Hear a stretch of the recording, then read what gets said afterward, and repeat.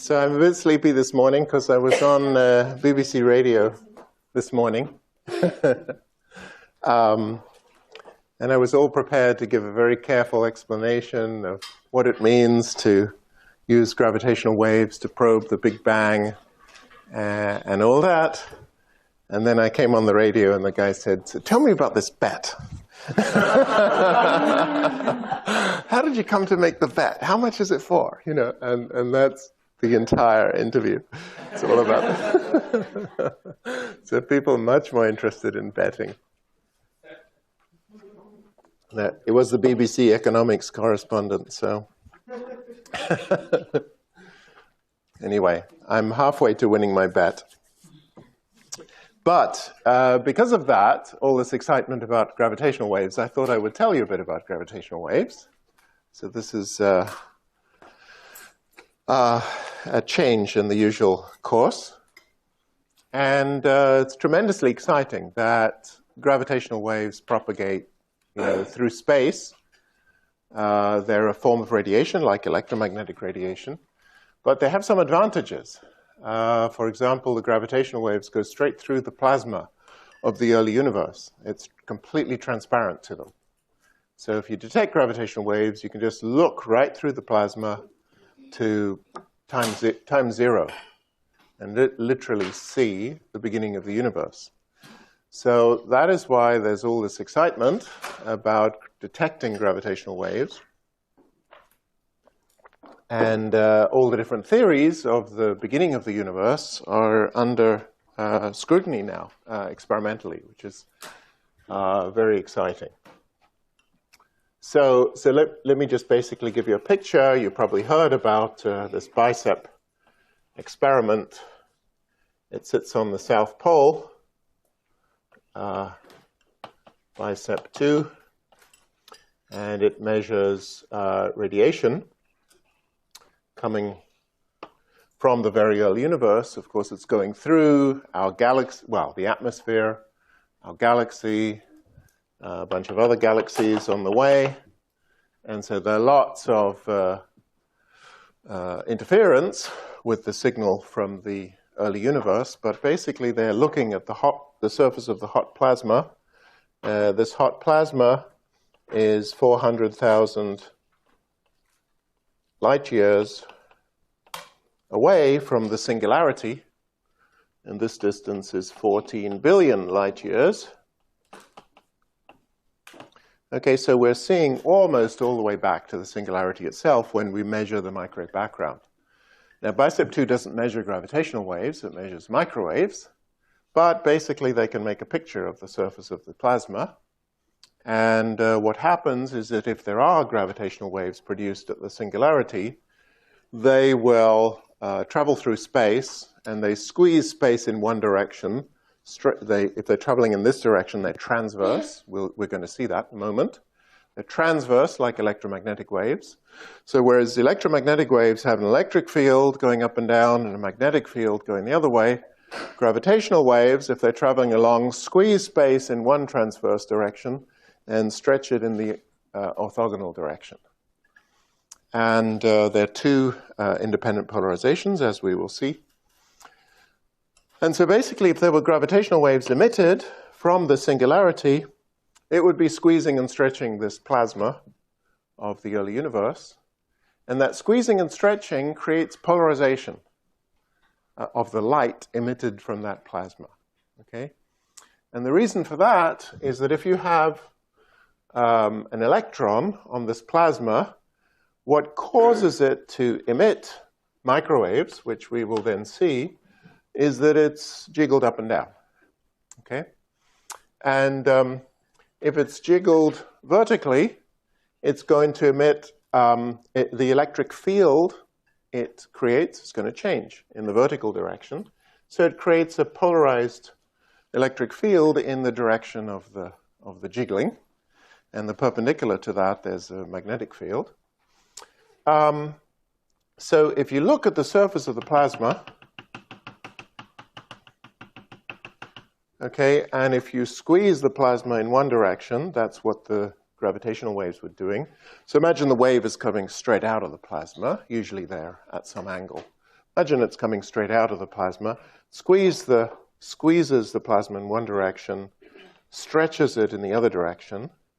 So the light being emitted from the plasma over here, incident on this electron, which is going to scatter it to us, is blue shifted because the plasma is just moving towards it, right? So it's blue shifted, comes out here, so this motion, this wave traveled, this is an electromagnetic wave, travels down and then scatters. Now you ask, what are the possible polarizations of that wave? Well, as it's traveling down, the electric field's going this way, okay? Let's say, for example. When it scatters, it cannot scatter into our direction because that would be a longitudinal wave. Okay, so the only waves which scatter are the ones, if we look in polarization this way, the sources of them come from the sides. Okay, so basically a polarization of this type is going to see this stretching of the plasma, and so it's going to be redshifted. So this polarization will be redder, this polarization will be bluer, okay, and you will see a net polarization caused by the gravitational wave. So it's just an indirect effect in several respects. You don't see the wave's got to push the plasma around, the plasma's got to scatter light, then you see the polarization. So that's what they're looking for, is polarization, and as you know, in March, they claimed they'd seen it, the signal of the Big Bang, and all the inflation advocates were cock-a-hoop, and everyone talked about Nobel Prizes. But there were serious problems with the experiment, evident from the start, and so I was critical right from the beginning. Besides which, inflation's really not a very good theory at all. It's nothing like Einstein's theory, okay? Inflation, you have an arbitrary function which you fit to an arbitrary, you measure one function, you fit it to an arbitrary function. Well done. It's a very adjustable theory, and it's not in the same category as the theories that I'm telling you about. So I've always been skeptical about it, but nevertheless, other people are more enthusiastic. So, so on Sunday they got their comeuppance, and the signal went away. It still might emerge again, because all that's really been shown is that the dust in our galaxy emits polarization at more or less precisely the level that BICEP measured it, okay? So that's quite a coincidence. If it's, you've seen something, we know dust exists, and it emits at exactly the level you saw. Well, it could still be partly gravitational waves, and so they're hoping that maybe not everything they saw is dust, but that's a very long shot. And in November, Planck and BICEP 2 are going to cross-correlate, and that will be the best way of sort of removing the dust, trying to see if there are any gravitational waves there. They seem to be optimistic. There will be some, but at the moment there is zero evidence, so I am very skeptical. Yeah.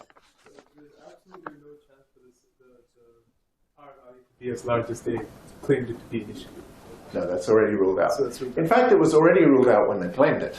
Okay? Okay. People are remarkably uncritical, and it's very important for you as young scientists entering this field to realize that the field of the theoretical physics engages in a lot of groupthink. Okay? There are bandwagons, and they run off in some direction, and eventually the wheels fall off. And it's very important to keep a skeptical mind and to be aware that not everything everyone tells you is the truth. They're doing their best, but people like to believe strange stories. Another question. Yeah. So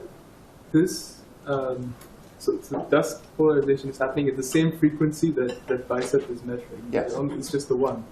So No, the polarization is at all frequencies. yeah, I know. Right. But BICEP isn't sensitive to, like, they did the. Well, this was the big problem in their Yeah. experiment. That's why I was so skeptical when it Right. first came out, because the problem is you know there's dust, you know there's radiation from electrons. The only way to distinguish it from gravitational wave signal is the gravitational wave signal would, of course, be frequency independent. Exactly. Everything gets stretched and squeezed the same way, so in all frequencies you'd see exactly the same effect. The dust is totally different in all frequencies.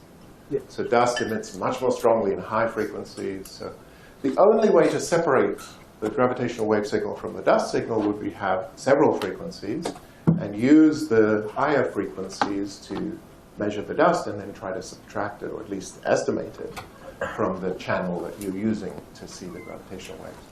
So BICEP only had one frequency. And one frequency is good if you're trying to set an upper limit. If you see nothing, that's great. And they expected to see nothing. Okay? So they thought, let's put all of our eggs in one basket. We'll try and set an upper limit. And then they saw something. And then they kind of forgot about the limitations of their experiment. And they got overexcited and claimed they had measured something. It was unwise. Yeah. Did you say the polarization is measured indirectly through like the redshift and blue shift? Yes. Why couldn't they? No, I'm sorry. The polarization you're measuring is the polarization of the microwaves. Right. Okay, it's nothing to do with the gravitational waves. It's only indirect in that sense, that the source of all of this is gravitational waves, but it pushes the plasma about, the plasma creates the light, and then the light is polarized. Yeah. It's only indirect in that sense. Okay, so let's talk about gravitational waves. And before we do that, I'm going to talk about general property of gauge theories. General relativity is a gauge theory. And so I'm going to solutions of gauge theory. So I'll just remind you what a gauge theory is. And gauge fixing.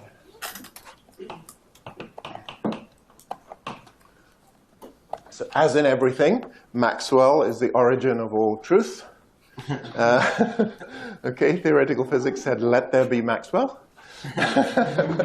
And so let's start with Maxwell. So Maxwell, we have our equations in empty space, or with no, sorry, we'll leave it current. So Maxwell's equations with some source. And if you remember, let me write it this way, F mu nu is d mu a nu minus d nu a mu. Now, you'll remember that this theory is gauge invariant in the sense that if I replace a mu with a mu prime, which is a mu plus the derivative of some function where epsilon of x is arbitrary, then d mu f prime mu nu is still equal to j nu. So this was the first example of gauge invariance discovered, that the vector potential, a mu, is not a physical thing. It's not determined by the theory. It's undetermined. It's only determined up to gradients. So if you try to solve Maxwell, obviously you're not going to be able to, because the equation, if you have a solution of this equation for a mu, well, this is also a solution. Okay, so there's clearly not going to be a unique solution of the equation. Now, it's a linear equation, this one, so we can Fourier transform it. Let's write it all out. So I'm going to So remember that a d mu with a raised index is just eta mu nu d nu. And then d mu a mu minus d mu a mu equals j nu. So I have to solve that equation. Now, it's only linear, so we can Fourier transform. Okay, so it's linear. So we're going to set a mu equals to a sum over k, a mu tilde of k e to the I k dot x. Okay, and this means k mu x nu eta mu nu. Should the nu on the j be down? Or? Yes, it could be down.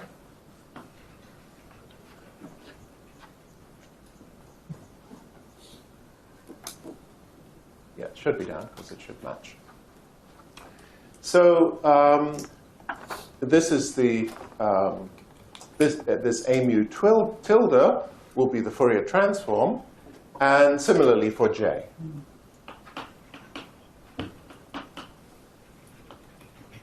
For j nu.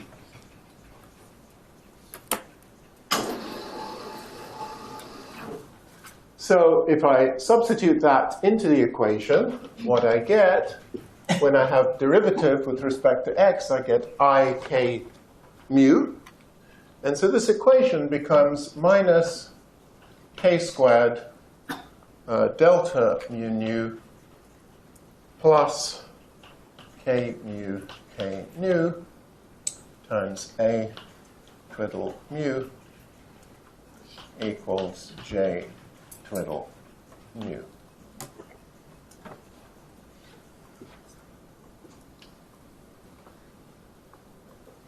I think I've kept the index up here. Get the index up.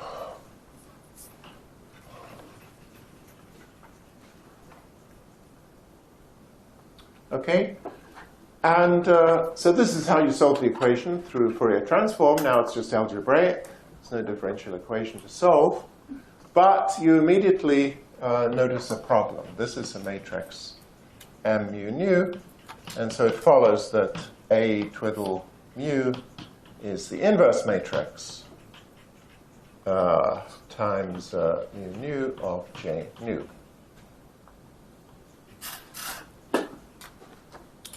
But is there an inverse? Can I invert that matrix? Well, one way to check is to, if a matrix is invertible, all of its eigenvalues must be non-zero.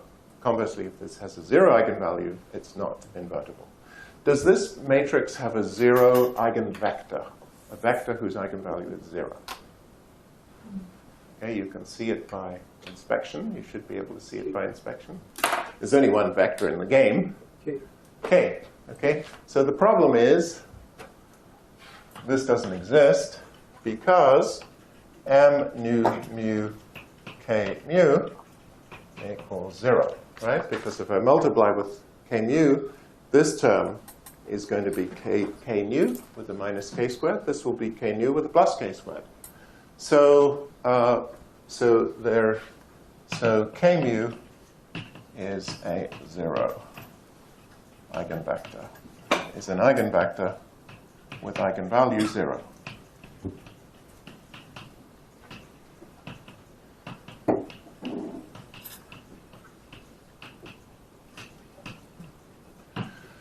So it follows that M mu nu has one of its eigenvalues is 0, and that means it's not invertible.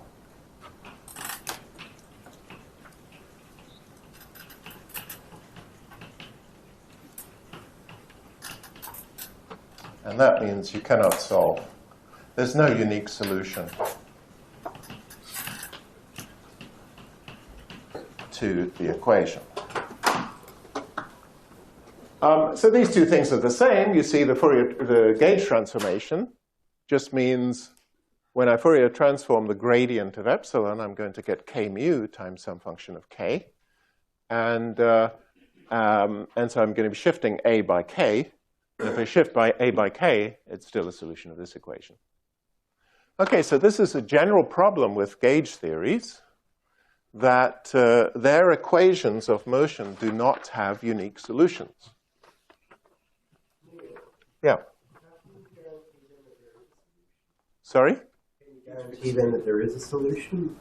Yes, there is a solution, but it's not unique. There is a solution up to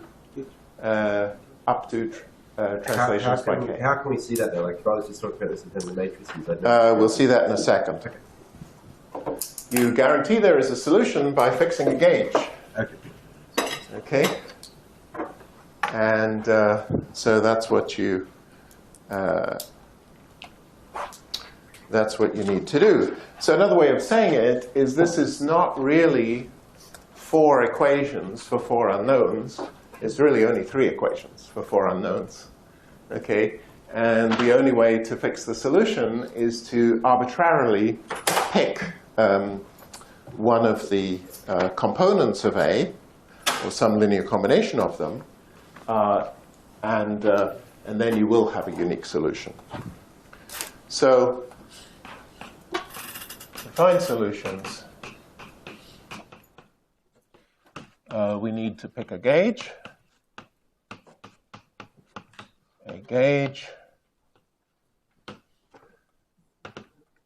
One example is called Lorentz gauge.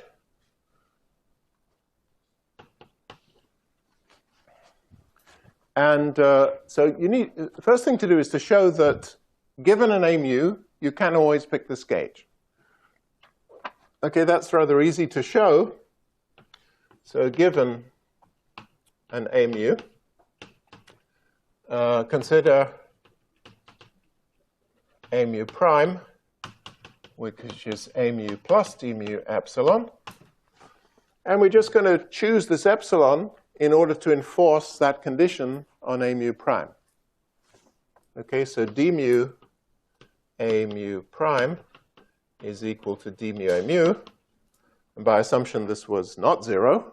Okay, this is some arbitrary solution, plus D mu epsilon. And we can set this equals 0 if d squared epsilon equals minus d mu a mu. And this is the wave equation for which the d mu a mu term acts as a source, and that can always be solved. Okay, one way to see that is to Fourier transform it. It can always be solved.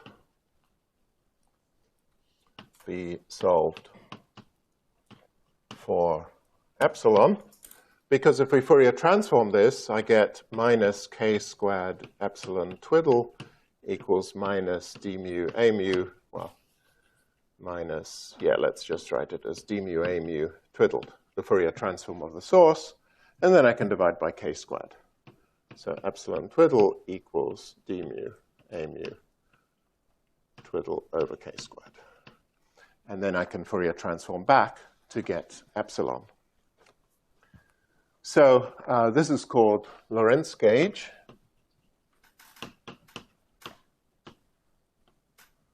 Okay, and there are many other gauge choices possible. You can pick A naught equals 0. This is called temporal gauge.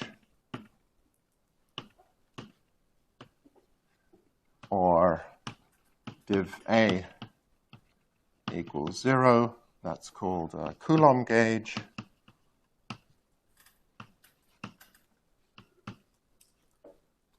Etc. So there are all these possible gauges you can choose, and you try and choose a gauge. Well, when you choose a gauge, you should ensure that for the problem you're considering that gauge always exists. And that is sometimes not clear or not true. So you need to pick a gauge that exists, that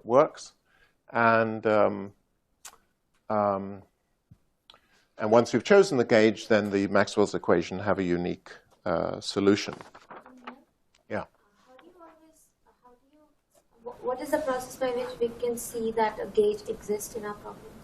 It actually depends on the physical situation. Okay. So the only general statement I know is that every gauge has problems in some situations. Okay. So I'll tell you, yeah, I don't want to get too far diverted, but the question of choosing gauges is rather subtle. Let me just say that. So, for example, if I try to pick Lorentz gauge in electromagnetism, and I choose it in a situation where I have a charged shell moving out at the speed of light, Lorentz gauge becomes singular. Okay, because Lorentz gauge sort of signals propagate at the speed of light. One has to do the calculation to see it. But there are sort of physical or nearly physical problems where every gauge has problems. So for every gauge, if you look hard enough, you can find a physical problem where that gauge is a bad gauge. And so what you have to do is always pick the gauge which is a good gauge for the situation you're interested in. And many gauges are good in many situations, but one always has to be aware that gauges can go singular. You see, it's sort of obvious, because imagine I had a good gauge, all right? And then I do a gauge transformation, but epsilon is a singular function. Well, then I'm in some new gauge, but now everything's going to be singular. Whereas if I'd started in that singular gauge, I would say, oh dear, the whole problem is a disaster, everything's singular. And so what it's telling you is, no, you started in the wrong place. You need to start the gauge that's not singular. Okay, so this is just the way physics works, is that any specific, you see, in GR is related to the choice of coordinates. For any particular space-time geometry, an infinite number of choices of coordinates. If you happen to pick some bad coordinates, you're going to find singularities. But don't blame the theory, okay? Just because you picked the bad coordinates. So you have to go back to the beginning and pick some coordinates in which there isn't a problem.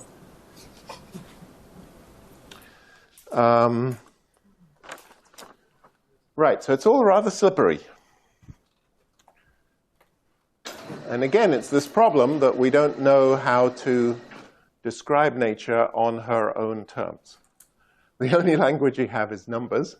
When we translate geometry or gauge theories into numbers, there's all this redundancy. This is redundancy, okay? The a mu variable are redundant, because if I shift them by a gauge transformation, they're still perfectly good variables.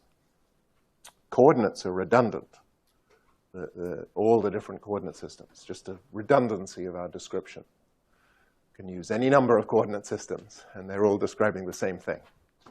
Yeah?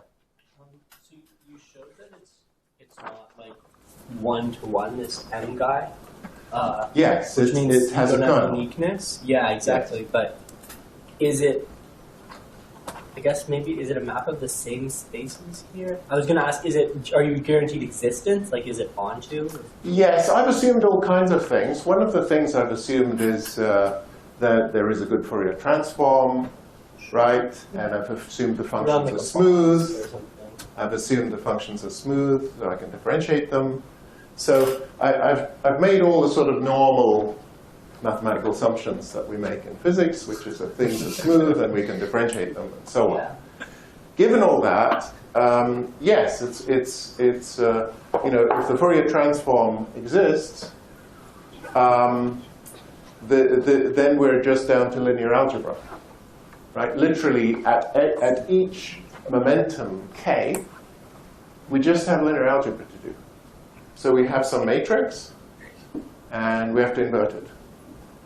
And so, you know, one can find the inverse. In fact, that's called, when you get to do QED, you'll just write down the full set of solutions of this equation with a parameter psi, and the parameter is the gauge parameter. Okay, so I can write the general solution to this, which involves an arbitrary constant psi, which is precisely related to this zero eigenvector. I can try and do it if you want, but I don't want to get diverted into it. Sure. Okay, so this gauge invariance was already there in Maxwell, and the one just has to be aware of it. Now let's do general relativity. Oh, by the way, let me just do some simple counting. Okay, so it looks like A mu, so naively, we would say A mu has 4 degrees of freedom.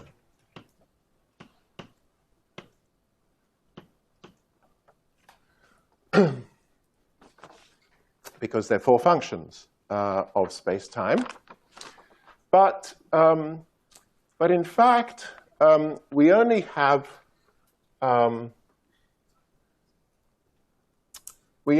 three equations. You see, we have this equation, d mu f mu nu equals j nu. This is really only 3 equations. Okay, why is it only 3 equations? Because it looks like it's 4 equations, because nu goes 0, 1, 2, 3. But the problem is this obeys an identity. But d nu, d mu, f mu nu equals d nu j nu equals 0. This is an identity. So our 4 equations obey one identity. So there are really only 3 equations. Okay, so I've got 3 equations for 4 unknowns. So obviously I'm only going to be able to determine 3 of these 4 functions. Okay, so my number of degrees of freedom went down to 3. But it's actually worse than that, because not only did it go down to 3, but the whole theory is invariant under gauge transformations. Okay, so but we have invariance a mu prime plus d mu a mu, d mu epsilon, a mu prime equals a mu plus d mu epsilon is also a solution. And so this tells me that I can reduce the degrees of freedom by 1 more. DOF goes down to 2. Okay, so when you have a gauge theory, you actually lose 2 degrees of freedom. You lose 1 because of this identity. Whatever a mu you find, okay, it has to satisfy this identity. And so that identity, which is also called the Gauss law constraint, takes you down to 3, and then you still have some invariance, gauge invariance, and that takes you down to 2. So in GR, this is the same way. So, and these 2 are really the 2 perpendicular polarizations of electromagnetic waves. Okay, is that this is the reason why there really aren't 4 electromagnetic waves. There are 2. This condition is transversality. It tells you the wave is transverse to the k vector, and this transformation tells you that the a naught component, the time component, can always be gauged away. So electromagnetic waves really only have two independent polarizations, and it will turn out gravitational waves are the same. In spite of the fact that we have 10 components of the metric tensor, when we take into account the Bianchi identities, which are the analogous analog of these, that goes down to 6. And when we take into account general coordinate invariant, it's another 4. It takes us down to 2. And there are only 2 independent degrees of freedom in the solutions of the Einstein equations. So let's just write down the Einstein equations. G mu nu is 8 pi g t mu nu. This looks like 10 equations.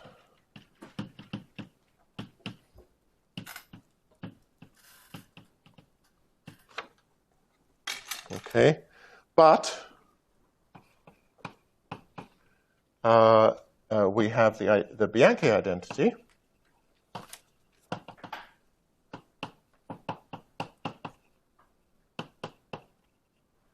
D mu G mu nu equals 0, which any solution has to satisfy.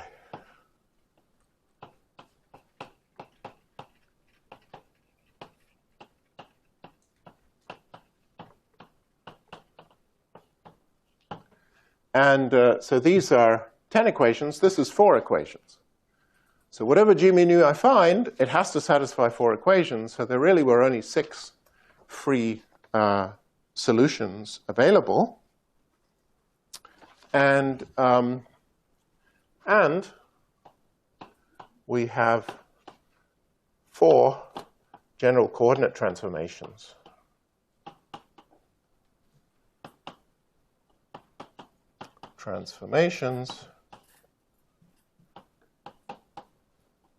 X mu goes to x mu prime of x.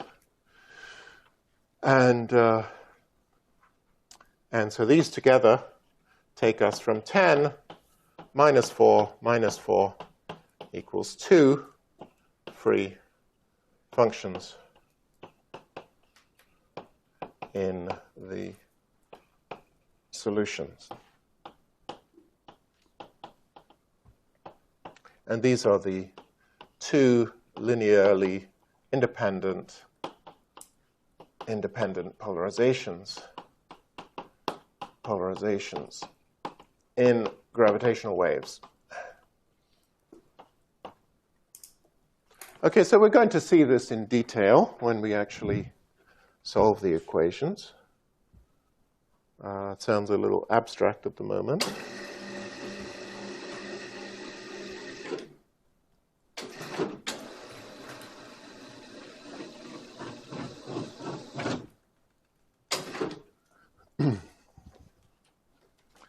So under general coordinate transformations,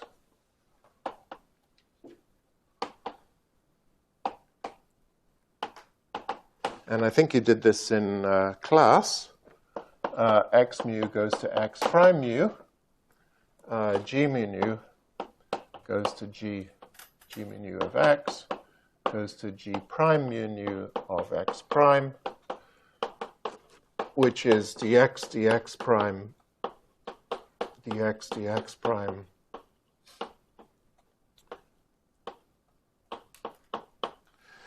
Okay, so the change, that's the change in the metric.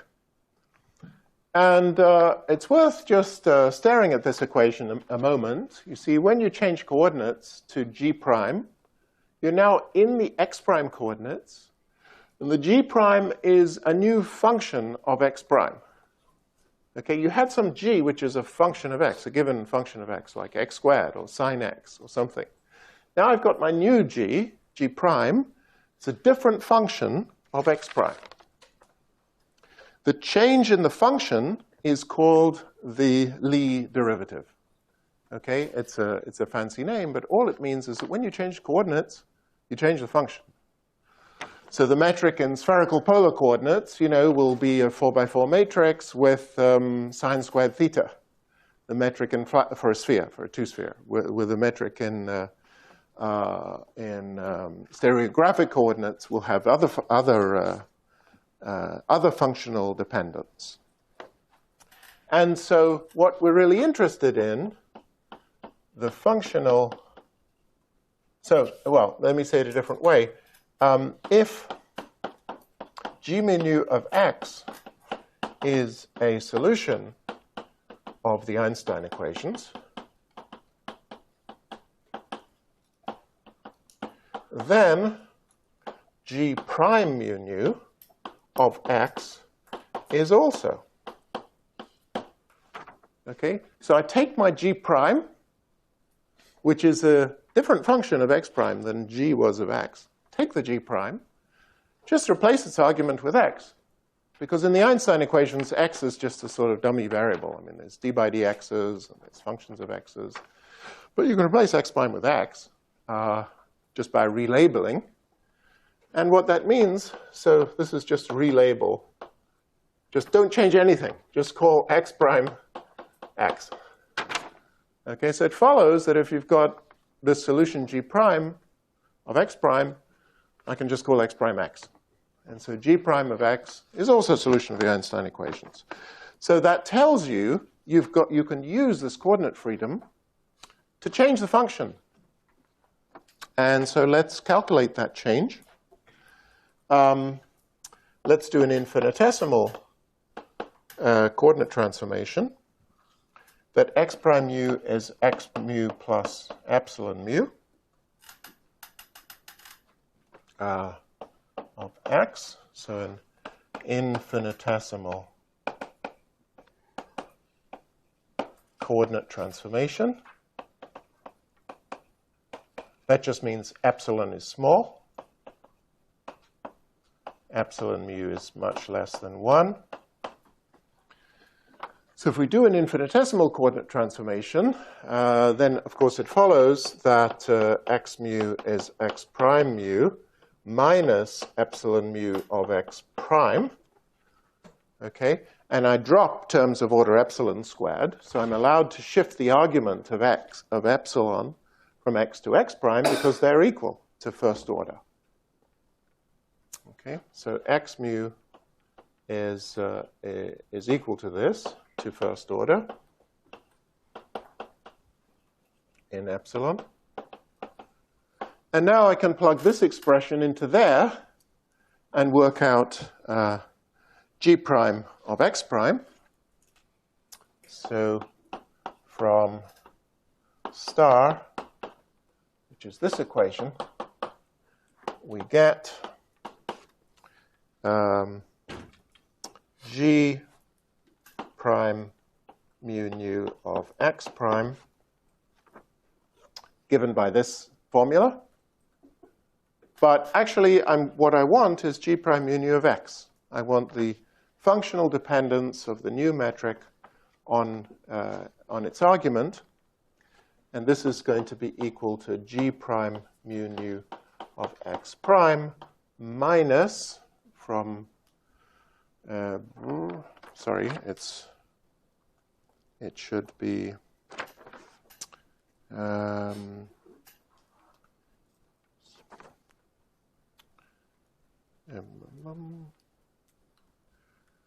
g prime x prime minus g. Okay, let me just think about this. Yes, so use this formula. This is g prime mu nu of x prime minus, just using that formula here, minus epsilon lambda g prime mu nu of x prime.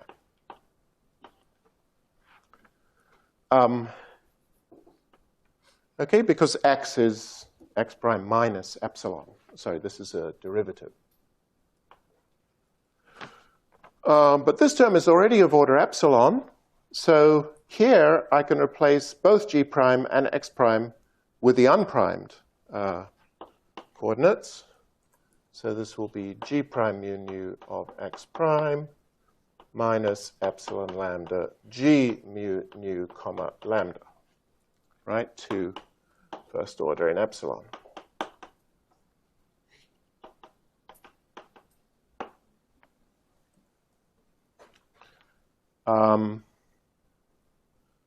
Let's move the middle one up.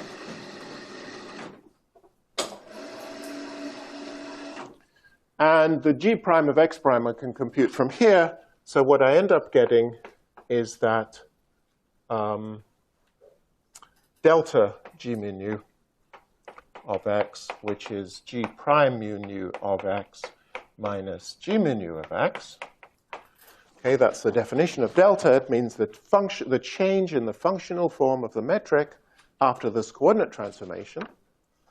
And that's equal to, from here, I get two terms, minus epsilon alpha, comma mu, comma nu g mu alpha, minus epsilon alpha, comma, mu, g, mu alpha. No, I've written that out. G nu, G alpha nu. And then minus this term, epsilon lambda, G mu nu, comma, lambda. Okay, so this is the functional change in G mu nu induced by a coordinate transformation.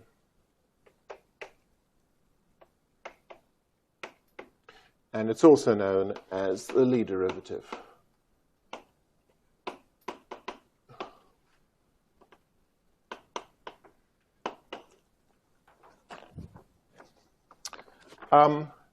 So that's the change in the metric.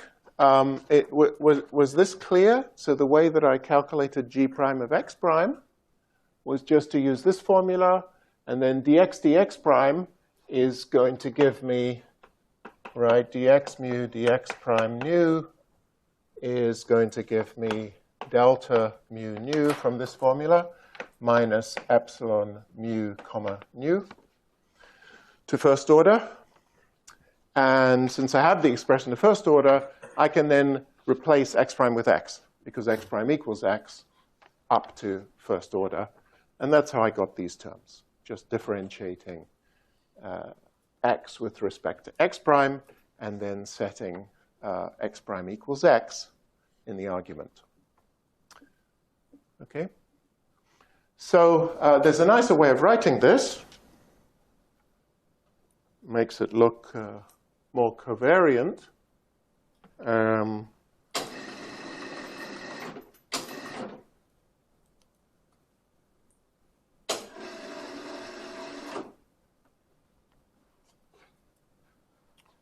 Yeah, I'll bring the top one down.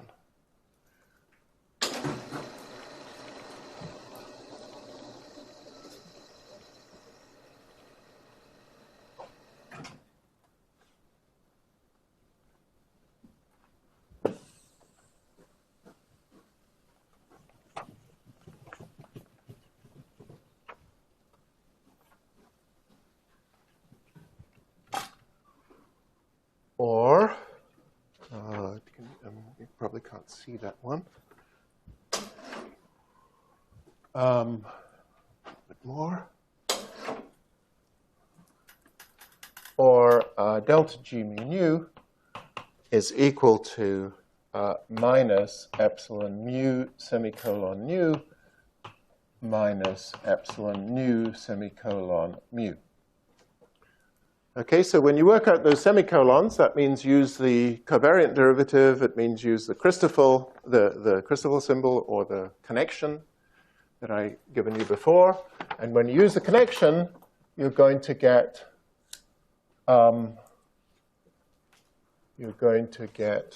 this term. Okay, so this term is going to come from those connections. So I'll just leave that as an exercise to work it out. But this is the expression that's often used for the Lie derivative. So when we solve the Einstein equations, we need to pick a gauge. When we solve the Einstein equations,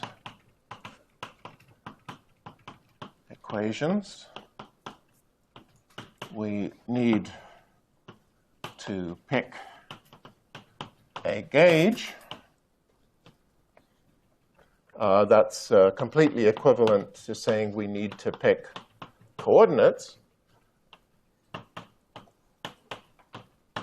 And the analog of the gauge freedom in electromagnetism under A goes to A mu plus the gradient of a function is exactly this equation, that the change in the metric is the gradient of a 4-vector, epsilon mu. And epsilon mu is precisely the change in the coordinates. There is a big difference, which is that this is a linear theory. Okay, Maxwell's theory is linear. you know, the universe has been kind to us, and it gave us the linear theory to work with first so that we could understand it, because if it threw the nonlinear theory at us straight away, we wouldn't have a chance. Okay, but the nonlinear theory becomes linear if you make small coordinate transformations. At least the gauge invariance is linear, but only for small epsilon. You see, in this case, I didn't have to choose epsilon small here. Epsilon could be arbitrary, and this is all true. In this calculation, I've dropped all the epsilon squared terms. Okay, so Einstein's theory is a nonlinear gauge theory, and it's invariant under nonlinear gauge transformations. Nevertheless, you can understand a lot of this by thinking about the linear theory. And in the general case, we've got to pick a gauge. We've got to pick coordinates. So one choice of coordinates. Now, I want you to guess this. Okay, I've got to pick some coordinates. I've got 4 arbitrary functions, right? And I've got to write something down which is not gauge invariant, and I'm going to set it 0.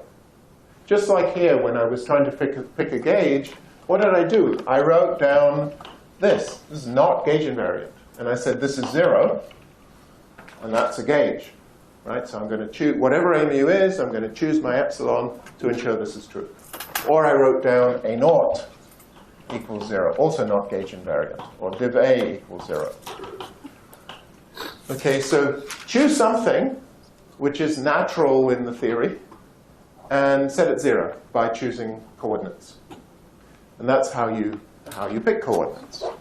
So what do you know of in this theory, which is not coordinate invariant? Metric. The metric is coordinate covariant. Well, you could try and set g mu equals 0. No. That would not be very good. You could also, you know, try this. Covariant, I mean, It's not very Connection. you can Connection. set flat divergence of the metric to 0. Say again? You set the flat divergence of the metric to 0. What do you mean by the flat? In the sense that you contract one index with the partial derivative. Oh, I see, like this? Not the covariant. Covariant would be bad, right? So you could do this. Yeah, that's a good idea. Yeah, that's a perfectly good gauge, at least as far as I know. It is a gauge. It's 4 conditions. It will fix 4 coordinates. There is a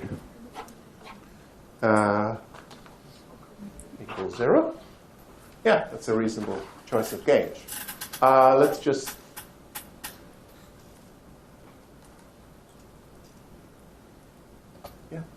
don't have any problem with that. There's another choice, okay? No, there is. Let's pick something else. What's not coordinate invariant? What could we introduced something that was definitely not coordinate invariant, or even covariant? The Christoffel symbols? Yes, the Christoffel symbols. Okay, so the only problem is there are too many of them. Okay, because it's symmetric here. It's a large number of things. We can't set all of them 0. But what we can do is just contract it with a metric. Okay, so that is a very nice gauge, and this is called harmonic gauge.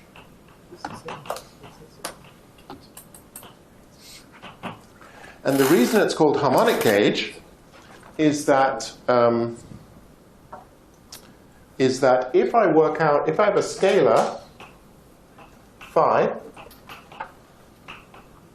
then box phi, and by box I mean the 4-dimensional covariant version of box. Okay, so it means 2 derivatives contracted. And this can be written as, this of course can be written as g mu nu d mu ordinary derivative of phi, because covariant on scalars doesn't have a connection. And so this is equal to G mu nu d mu d nu phi, and then minus gamma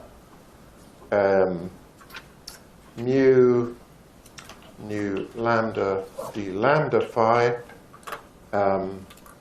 also contracted with the G mu nu. And then, of course, in this gauge, this second term vanishes because it's G mu nu gamma. So actually, this is equal to G mu nu d nu phi in harmonic gauge. And so, in particular,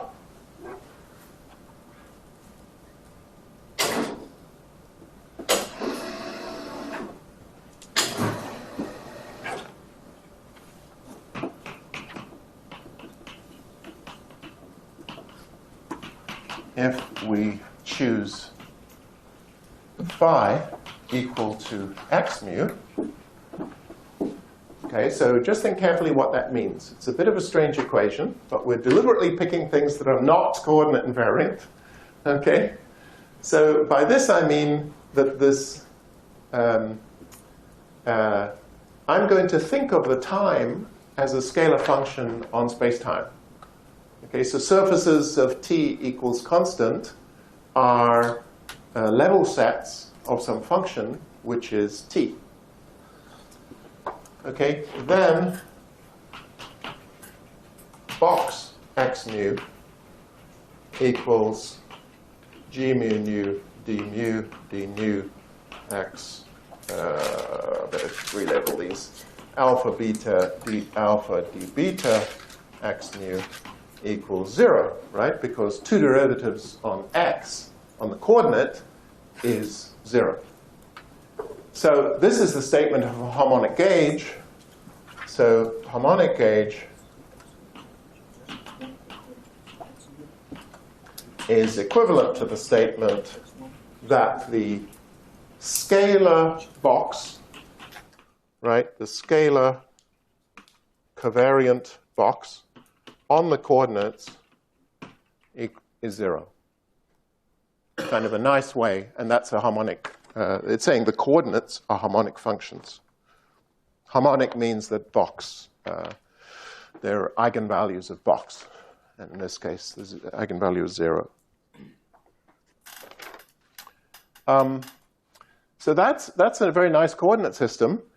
And the Russian physicist Fock, who invented Fock space, wrote a beautiful book on GR in the 1930s, I believe, or 40s, where actually what he claimed is that the only coordinate system that made any sense in GR was this one. Okay, so he was a very powerful mathematical physicist, but I think on this point he was confused.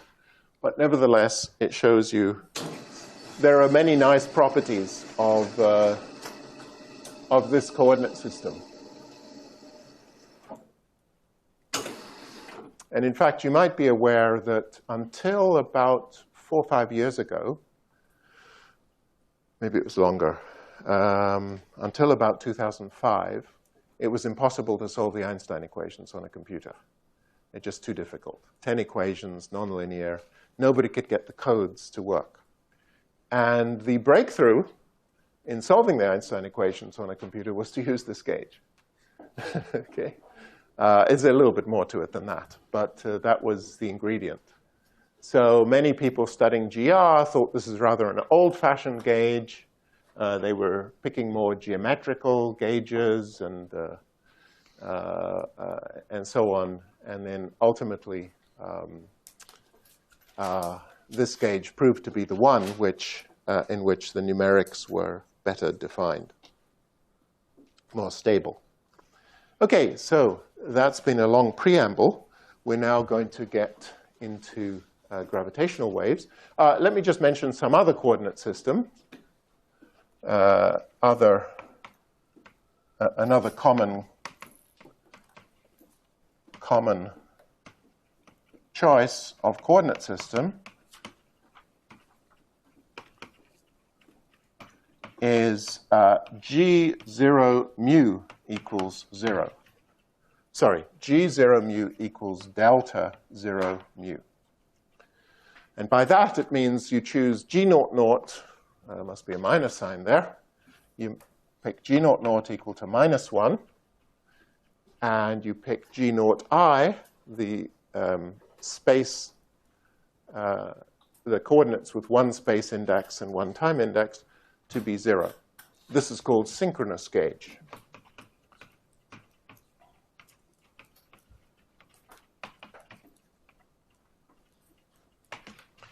And that's also very useful coordinate system. But that one goes singular, generically goes singular rather quickly. And what it represents is you think of space and time, where I pick some surface in space-time, and I call it t equals 0. You can pick any three-dimensional surface, which is space-like. You can pick to be time 0. Okay, and then you're going to foliate space-time with some choice of time slices. Okay, so each time slice is three-dimensional. And the choice of synchronous means that I think of a bunch of particles on this time slice, and I let them go, free-falling in the space-time, and I choose them to have 0 velocity with respect to the initial slice. So they're actually going at right angles with respect to the initial slice through space-time. And then the time they measure on clocks is given by the time coordinates. So the space coordinates are the location of these little clocks. So at every point in space-time, I can tell you which clock hit it. And its space coordinate is the coordinate of the clock on the initial hypersurface. And the time coordinate is the time shown by the clock. So it's a very physical set of coordinates, very nice set of coordinates. Anyone tell me a problem this coordinate system might have? Okay, so imagine doing this, and you set up these particles, you let them go. Any problems that might obviously... Convergence. Yeah, very good. Okay, so with this guy, and they meet, and whoops, this space-time point has 2 coordinates. And that's a sign that it's singular. So synchronous coordinates generally go singular fairly quickly.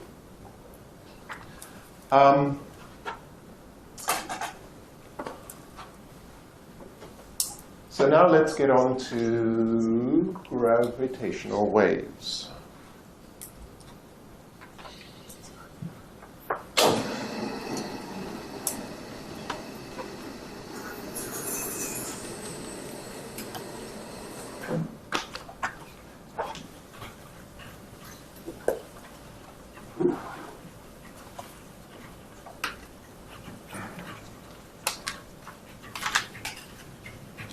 But I hope I've made you feel a little bit nervous about coordinate transformations.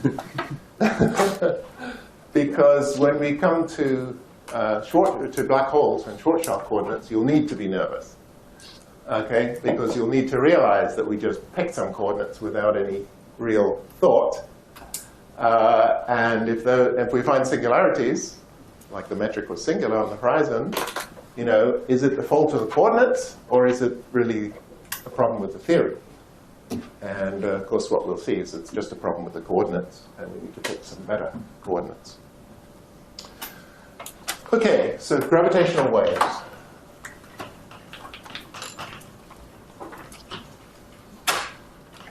So this involves rather a lot of algebra. So I'm just going to give you the main equations, and in view of time, I'm going to, I'll try and give you the main ideas, but near the end, I'm just going to have to quote a formula and refer you to somewhere where it's all worked out.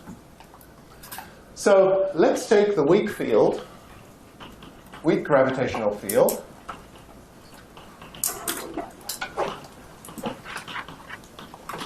And by that, we just mean that G mu nu is the Minkowski metric plus H mu nu. And H mu nu is small. The magnitude of H mu nu is small. And so we just work to first order in H mu nu. And then we can just do the calculation. This is boring, but I've given you all the formulae you need. So this is d squared h mu nu. I'll call it box, actually. Box I'm going to define as eta mu nu d mu d nu. Okay, if we're working to first order in metric perturbations, we can ignore all the h's coming from covariant derivatives. And so this box here is the flat space box. And so this is what you get. H nu, lambda nu, comma mu lambda minus h lambda mu, comma nu lambda plus h lambda lambda, comma mu nu. Okay, so this is easy to get this formula from the formula I gave you before, where you had the Riemann tensor as being derivatives of the metric, etc. Well, it was things like this. So it went as second derivatives of the metric plus gamma gamma terms, and then just substitute in for g equal to h, and this is what you'll get. Now, this term is nice, right? That's telling you that the Einstein equations are going to be box h equals t mu nu, something like t mu nu. These terms are kind of messy, but you can reorganize them. You can write them as minus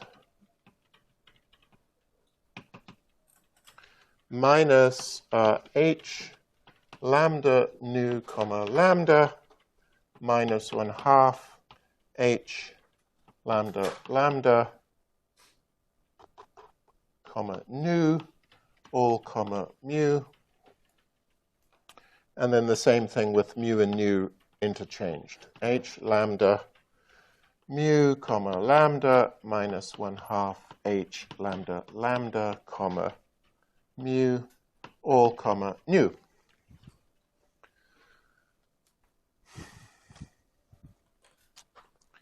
And it turns out that in harmonic gauge, which is g mu nu gamma mu nu lambda equals 0, well, if I work that out to first order in h, this just implies that h lambda nu comma lambda minus 1/2 h lambda lambda comma nu equals 0. So in harmonic gauge, these extra terms both vanish. Okay, and so r mu nu is minus 1/2 box h mu nu to first order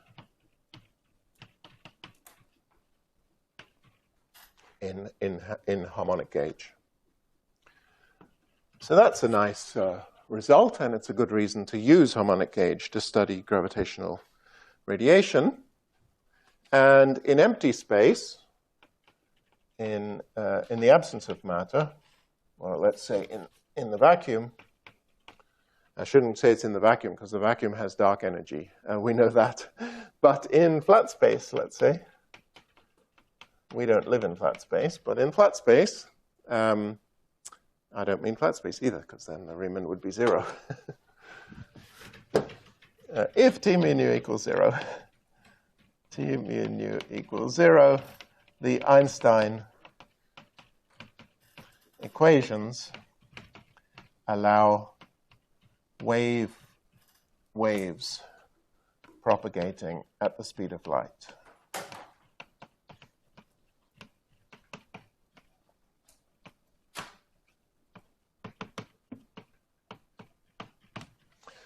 Okay, so just like Maxwell, you could get very excited and say the first prediction of this theory is there should be wave-like solutions.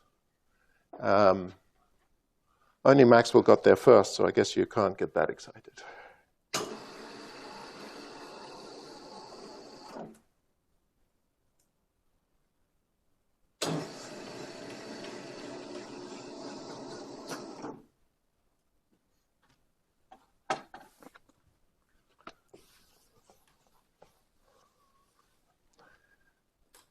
Now, naively, you might say there are 10 waves, right? Because h mu nu has 10 components. It's a symmetric 4x4 matrix.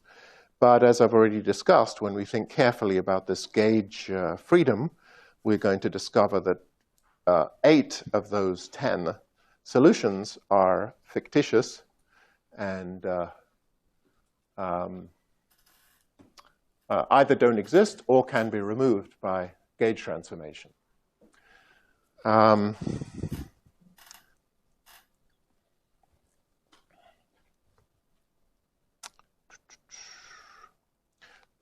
Notice that, okay, so consider solutions.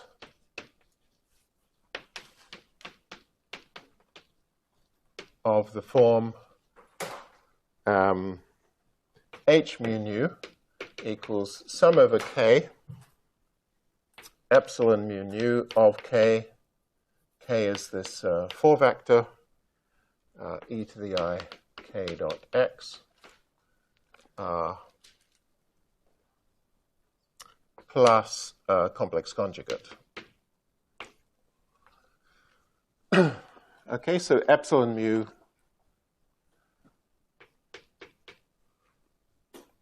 and when I write sum over k, by that I could mean a continuous integral over k. Could be integral d4k. It's just a formal notation for summing over the all values of k.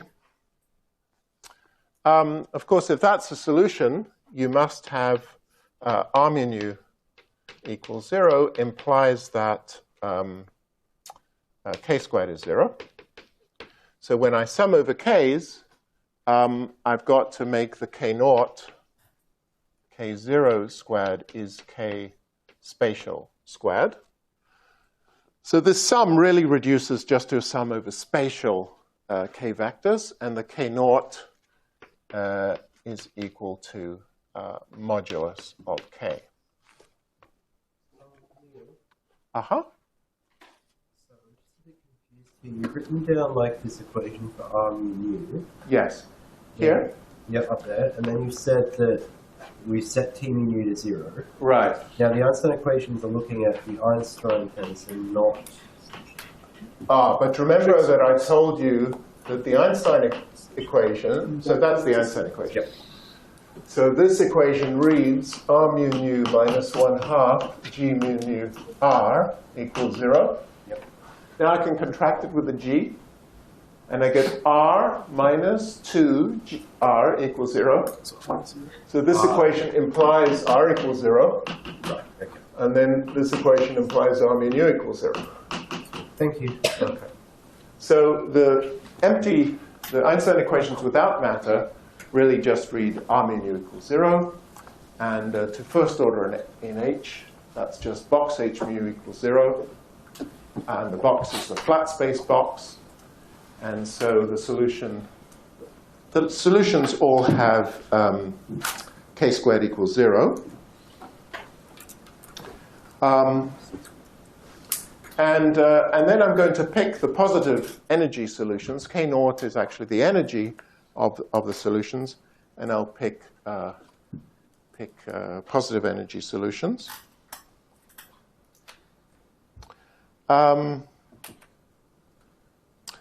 Okay, so now where am I? Right. We also have to have the harmonic gauge condition. Harmonic gauge condition we wrote down up there, and what it reads is that k mu epsilon mu nu minus 1/2 k nu epsilon mu mu equals 0. So we've got this 4 vector, k mu, but the epsilon tensor has to be transverse or satisfy this this condition with respect to that for the 4 vector specifying the propagation of the wave. We still have gauge freedom.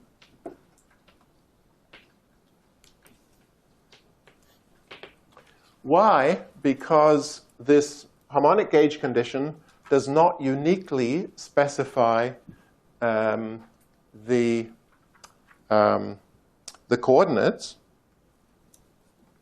So if I remember a coordinate transformation, under a coordinate transformation, the metric changes by this form.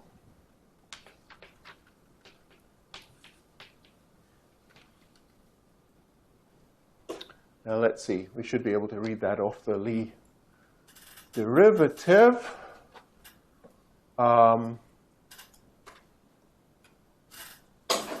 It's in that middle board. So this is how the metric changed.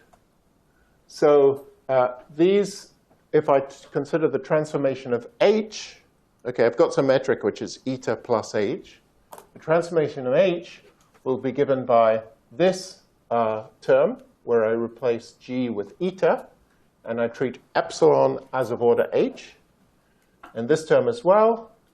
Now in this term, the g is eta plus h. So this term is of order h, okay? But if h is of order epsilon, if epsilon is of order h, this is higher order in epsilon and h, so I neglect that term. We treat epsilon as of order h. And so what this means is that, so this still satisfies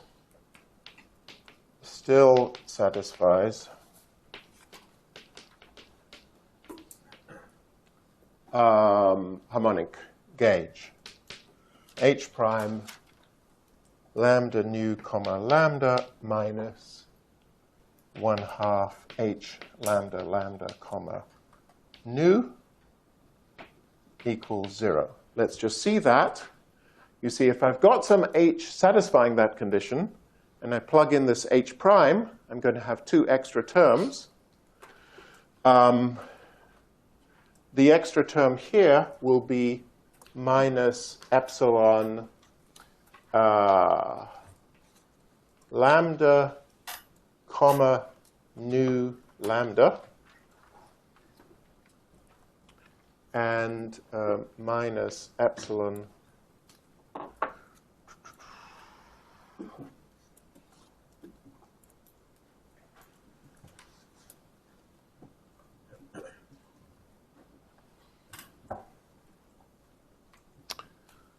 nu comma lambda lambda. That should be from the first term.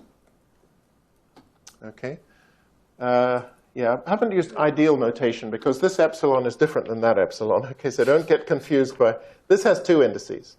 This epsilon only has one index. Okay, it's a coordinate transformation. So this is my equation for the h prime. The h prime got shifted by these two epsilons, and then I have plus 1/2. Now here I have the h lambda lambda shifted by epsilon lambda lambda with a factor of 2, because there are two terms over there. And this is all comma nu. And now if there's any justice in the world, this should be 0. Sorry, it's not 0. This is equal to minus box epsilon nu, right? Because this term cancelled this term. And what I've left with is box epsilon nu. But box is just k squared. And k squared was 0. Okay, so satisfies this if epsilon, if box epsilon equals 0. So epsilon nu equals 0. Okay, so what that means is that we're free to change the solution from h to h prime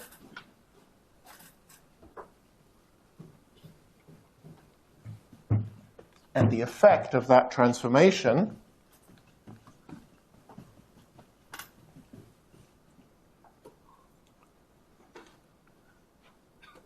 so we can change so by a coordinate transformation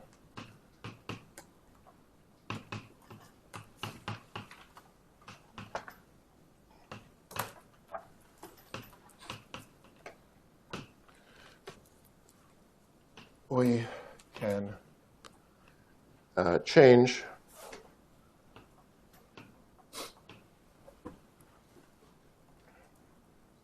epsilon mu nu goes to epsilon prime mu nu, which is our original epsilon mu nu, plus k mu epsilon. I should have really called this C. I'll leave it like epsilon anyway.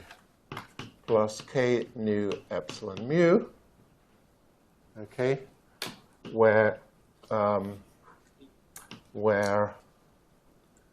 these are all twiddles. Epsilon mu of x equals sum over k squared equals 0 of epsilon mu twiddle of k e to the I k dot x. Okay, so some words. This guy epsilon of k is called the polarization vector, polarization tensor. Polarization tensor. Okay. The general solution of the wave equation for h mu nu looks of this form, but then we just argued that you can, is of this form where epsilon satisfies this harmonic gauge condition. But I'm still free to do a coordinate transformation with the coordinate transformation being epsilon mu. As long as epsilon nu is harmonic, box epsilon nu is 0, and so epsilon can be written this way. And then the consequence of this coordinate transformation is to change my polarization tensor by terms involving k and epsilon, with epsilon tilde mu being an arbitrary function of k. Arbitrary function of k.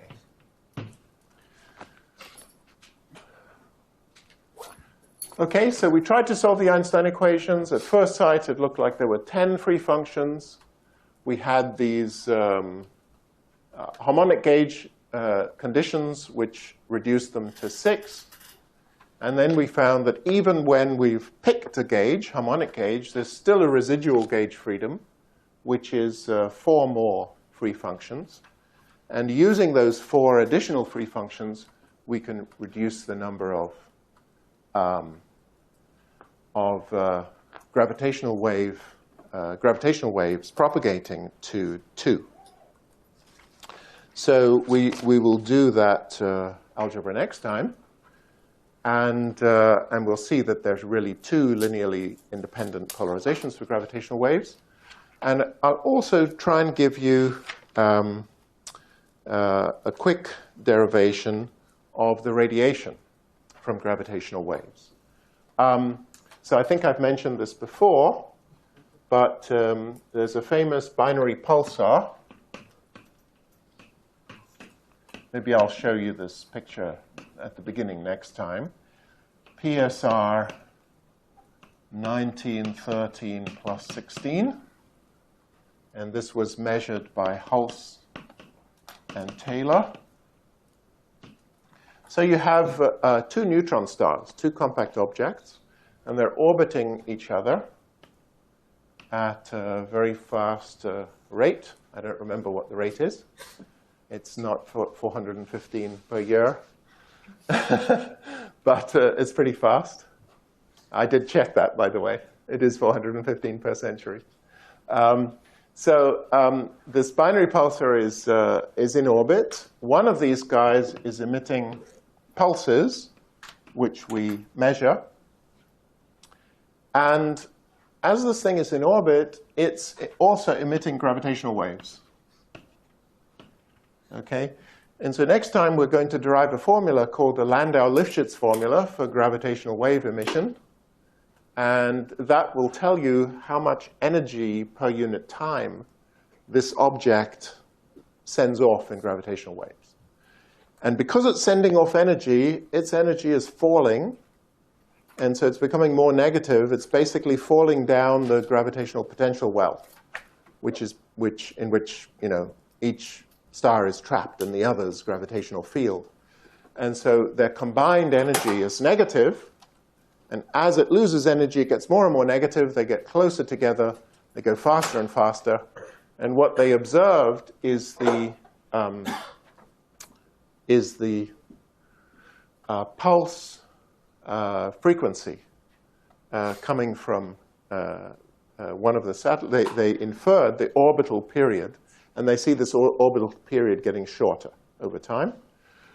And what they found is that they could, by measuring all the parameters of this system, they could predict exactly how much energy it should be losing per unit time and compare that to the predictions of Einstein's theory.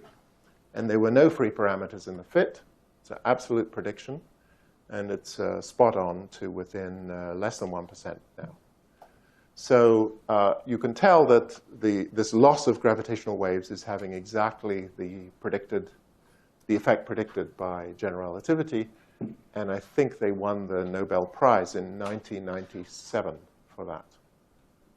And I have to tell you a funny story, because they were at Princeton, where I used to teach. And when they won the Nobel Prize, we had a little celebration, which was champagne in the quad. And so we're all standing there drinking our champagne. And one of the more mathematical physicists at Princeton came up to me and said, "What have they won this prize for? I don't really understand, because this is a classical effect, right?" We know what the result is. I mean, it's got to be right. Einstein's right. There's no doubt about that. How can you possibly give somebody a prize for confirming this classical effect? The only real problem is quantum gravity. Okay? It's not quantum at all. So it's very funny. Some people have a sort of warped perspective. This is, even though it took nearly a century to confirm this prediction of Einstein's theory, it's completely spectacular that it's true. It's just an absolute prediction, like I say, with no free parameters, like the perihelion shift of Mercury. It's just telling you this theory is right, way beyond any right. It has to be right. It's a total miracle that such a simple theory, conceptually simple, even though the algebra is a mess. The theory is incredibly conceptually simple, that gravity is just the bending of space and time. And this theory is right to ridiculous accuracy. OK, so we'll do a little bit more on this next time, and then we're going to fall into a black hole and discover that time goes backwards, time goes forwards. We'll be in a white hole and a black hole, and we'll be in a new universe, and we'll see all of our concepts being challenged. Any questions? You can erase anything. Yeah. Just 1 second. One thing about that black hole. Sorry. In the bottom right part, when we were deriving that equation, I can see that we are having the epsilons, first the vector epsilons, yes, and in the last part, the tensor epsilons. Does that make any sense, or oh, typo okay. there, or? Well, it's just because I wrote it wrong, undoubtedly. I think the comma should be there probably. Let me see. So one of them should be up though, shouldn't it? No, the it's last says. flat, so it doesn't matter. I think there's a comma here, no? But still, one of them should be. Comma new. It's flat, so it doesn't matter. So what I did is I just plugged this stuff in there, right? I just plugged this correction with the minus sign into this formula. That's how I got this line. Okay. So the second term, I take the h lambda lambda, which is minus 2 epsilon lambda comma lambda. Okay. With the, so yeah, I just forgot this comma, so thank you for that. This should be lambda comma lambda. Okay. Thank you. Okay. And also the one before, one of the lambdas should be up. One of the lambdas should be up, you're right. Sorry, my only excuse is I was up late last night, but I do this anyway, so it's a feeble excuse. Okay, so from this point of view, slightly different. The conclusion is the same. The counting of modes was that we had 10. We had to pick 4 gauge conditions in order to solve the equations. So we picked those 4. And then we discovered those gauge conditions allow 4 free functions in the solution. So then I can adjust those 4 free functions to cancel another 4 components of the solution. So you end up with a conclusion that only 2 components of the h mu nu cannot be cancelled. Satisfy the Einstein equations and the gauge condition and cannot be removed by a gauge transformation. Those are the gravitational waves. How can the gravitational waves carry energy if we have assumed T mu nu is 0? That's a great question. Okay? That is a great question. So it works the following way. These equations are ridiculously powerful. Okay? So we say T mu nu is 0. There's no matter. How do I have any energy? I lost energy in gravitational waves. The answer is the following. That I think of G mu nu as a series in powers of h. Okay? So G mu nu will be, of course, for flat space, this is 0. Then it is G mu nu at first order. This is of order h. Then I have G mu nu at second order. And this is of order h squared. Okay, so now what I do is take my Einstein equation and put this in the left-hand side. Okay? So what I get is G mu nu at first order, right, is equal to this minus G mu nu at second order. Right? And this I call the energy in gravitational waves. By definition, is 1 over 8 pi g times minus G mu nu at second order.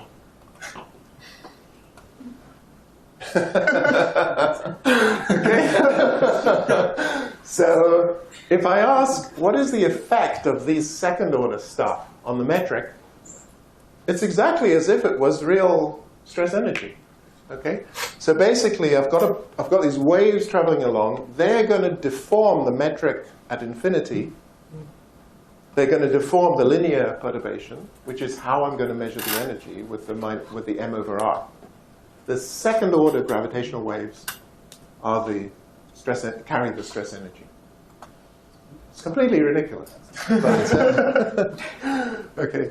Now, then it gets a little worse because you say, is it really energy, or is it, is it geometry, or is it energy? They're all tangled up. And when you write this down, let me see, what is the way of saying it? Yes. So, what really matters, if something is energy, what really matters is that it's conserved. If it's not conserved, there's no point talking about it as energy. Okay? This metric perturbation to first order does satisfy as an identity that d mu equals 0. I take a first order perturbation in flat space, work out the Einstein tensor. You can actually check it from that equation. It is divergence free, just as an identity. Covariant or partial? Partial. Okay, because this is the correct expression to lowest order in H. You see, it should satisfy this one, but that involves a Christoffel connection, which would be first order in H. So it still must be that to lowest order in H, I only get this guy, and this is 0, just as an identity. That guarantees, by the Einstein equations, that this is conserved ordinarily as an identity. Okay, so this g mu nu 2 is some big messy thing called the Landau-Lifshitz gravitational wave stress energy, and it happens to be conserved. But it's not a tensor. It's called a pseudo-tensor. Okay, if you think about this g mu nu 2, I'm splitting g mu nu 0 and g up in this way is not covariant. Okay, by coordinate transformations, you can exchange the linear h for the second order h. The whole thing gets tangled up. So this is called the Landau-Lifshitz stress energy pseudo-tensor. But it is ordinarily conserved. So my source term is g mu nu second order. Yeah. It's kind of simple. Not in the pulsar system. Okay. What this is saying is that here's the pulsar. Now it has some t mu. When I go outside of the pulsar, I have those gravitational waves which came out. They contribute to the energy of the whole system. And that's the whole argument, is that you emit those gravitational waves, they carry some energy away. The total energy of the system is a combination of the energy in the t mu and the combination of the energy in the waves, which is this guy. The total stress energy, which is the right-hand side of this sort of pseudo-Einstein equation, right? I pull the nonlinear stuff over here. The left-hand side is conserved, so the right-hand side is conserved. So that means that the energy of the pulsar plus the energy of the gravitational waves is conserved. So the way you do the calculation is you work out h to first order, and then you go and compute this to second order. This is the energy flux represented by those waves. And then you argue that that energy plus the pulsar energy is conserved. So I've got some energy coming out. The pulsar must be losing energy. Okay, it's quite involved. But, all right, any other quick questions? Yeah. Well, maybe this is a bit off topic, but by the way, feel free to leave if you want to have a break. Yeah.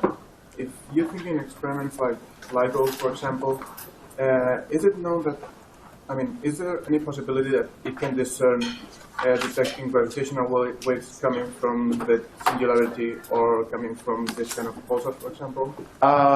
Yes, there is a possibility, but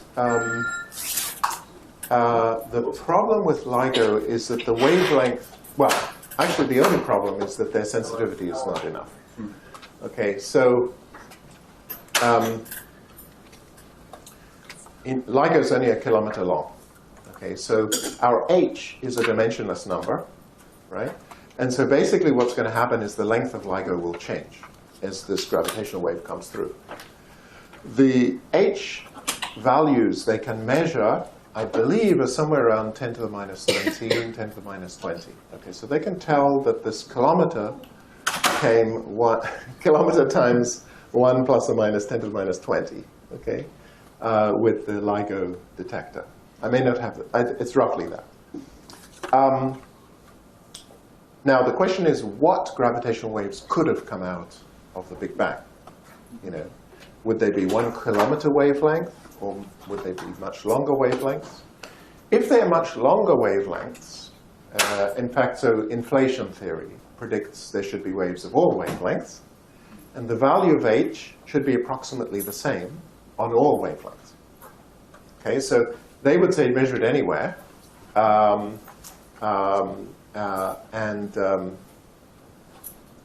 but it's easiest to measure it on the longest wavelengths, because basically the shift is larger. Okay, so the yeah, there's some other effects which I should also mention, which make it more difficult to measure on shorter wavelengths. The problem is the following: that in the expanding universe, the energy in a wave actually diminishes over time. Okay, so this is the redshifting of light. You know, if you've got a wavelength traveling in an expanding universe, as the universe expands, the wavelength gets longer, and the energy goes like the frequency, which goes like one over the wavelength, so that goes down. So light gets redshifted, gravitational waves get redshifted. So the problem is, if I've got these waves set up in the universe, and I go to shorter wavelengths, they will have been redshifted away more. Okay, so essentially if you like, they've gone through more periods of oscillation since the beginning of the universe, and they're redshifted away more. So these short wavelengths ones that LIGO could look for are weaker than the waves which BICEP is looking for. So BICEP is claiming to see H's of order 10 to the minus 6. So on these huge scales, on the whole sky, you look out at degrees on the sky, you're looking at wavelengths of hundreds of megaparsecs. Okay, huge gravitational wave. Okay, and that one, because it's oscillated less since the Big Bang, it actually is stronger. So its amplitude is about 10 to the minus 6. The H, just the dimensionless measure, is about 10 to the minus 6. That's what they're looking for. LIGO could go down to H of about 10 to the minus 20, but its trouble is those waves have a shorter wavelength, they've oscillated more, they've been stretched out more, and they've lost energy since the Big Bang. So the best hope for seeing waves from the Big Bang directly, as I said, BICEP is indirect, it uses this plasma effect. The best hope to see it directly is a proposed satellite called the Big Bang Observer. Okay? And the Big Bang Observer is projected to fly in 2025. It's still not confirmed. But that would be 3 satellites in space. I think they are separated by 100,000 kilometers. It forms a big triangle. And basically, they send laser beams back and forth on the arms of the triangle. They measure the length. And the claim of that design is that it would be able to see the gravitational waves predicted by inflation directly. Certainly if they're at the level seen by BICEP. Okay? So it's an expensive experiment. It's very, very difficult. But that's something to look ahead to in the next decade. But yeah, the great thing is that there are independent checks. I mean, there's many, many different ways to go after the same signal. No other questions? So is there a class this afternoon? So again, I will try to come. I know I usually fail, but I will try to come.